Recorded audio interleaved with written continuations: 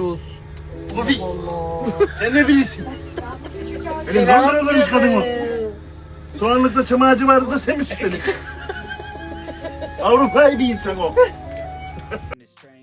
Merhaba arkadaşlar, kanalımıza tekrardan hoş geldiniz. Sizler için yepyeni haberler hazırladık. Bergüzar Korel, imkanı olan Londra'ya gelsin sözlerinden sonra gelen eleştirilere tiye aldı.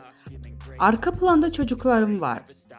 Hamile taklidi yapan fenomen Mükremin Gezgin'e tepki gösterdiği için eleştiriler Bergüzar Korel imkanı olan Londra'ya gelsin sözleri için yapılan yorumlara tiye aldı. Sosyal medya hesabından paylaşım yapan Korel arka planda "Uşaklarım var aslında. Metroda benim hikaye paylaşayım diye hazırlandı" ifadelerini kullandı. 3 çocuk annesi Bergüzar Korel, TikTok üzerinde hamilelik ve doğum yaparak videolar yayımlayan trans fenomen Mükrem Gezgin'in tepki gösterdiği Londra ve İstanbul arasında mekik dokuyan Korel, "İmkanınız varsa gelin" dediği gelen eleştirilere cevap verdi.